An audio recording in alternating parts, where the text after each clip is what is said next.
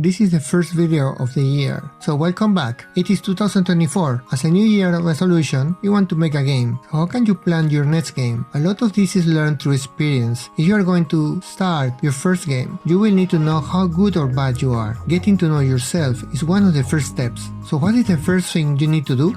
Pre-production. During this phase, you will need to make a prototype of your game, but before sitting on your computer and start programming or drawing, you need to scope your game. Write in a simple document your ideas, draft what your game will do. For example, this is a quick document I created myself for the last mob witness. It has a very simple shape and some of the ideas I wanted to have in the game. Nothing fancy, just to understand how the game will look like. This is, for example, the design document I created for Loot Rat. I took some pictures from the internet and put them together so I could visualize what I wanted to make. You need to have a document like this. That is your Bible. What is your game about? The look you are looking for, inspirations, define what is the game look, what features you need for the game. Start by enumerating as many things you like with as much detail as you can. So only after that, you will know what your game is gonna be. And before you start prototyping your game, you need to make a quick plan. There are many tools on the web that will help you plan, but I found that easiest way for me is to use something like Excel or Google Sheets. And this is, for example, my Excel plan for all my games since last year.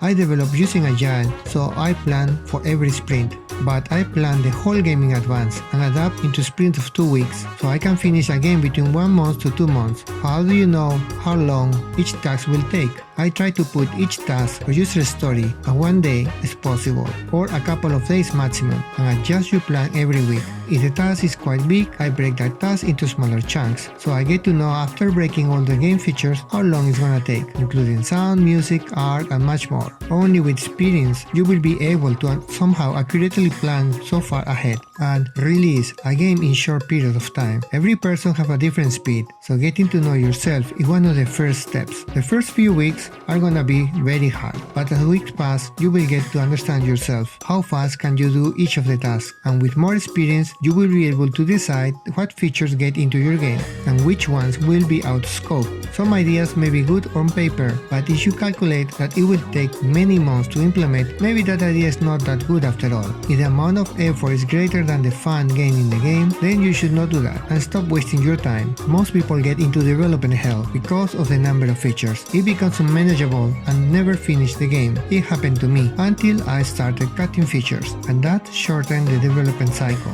Many games start with a simple idea, but that unique idea is not enough to make it fun. The only way to know is to prototype ideas, and as fast as you can, with the less amount of effort, so you can see if it's fun or not. For prototyping, you do not always need to program. You can prototype your game with physical things, like toys, paper, cardboard. You need to feel your game first before you commit to an idea. The last mob witness used very simple graphics, so I could prototype it in a month. Later, I changed everything into the remastered version once I knew it worked. Planning your workload is extremely important, so you know where the light at the end of the tunnel is. Reuse code as much as you can to save time, and minimize the number of new stuff so you can finish your game. It is impossible to make everything perfect, so try to make something that works and release it. Learn from it and do it again. Your prototype should work with fillers as much as you can, so you can feel if your game flows nicely. So only after that you can switch to production mode, and this is when you add more content to your game. So this is how I start each of my games. Hope something here helps you. You do not need the most fanciest tools to make a game. What you need to know is yourself and your tools, and what can you do with those.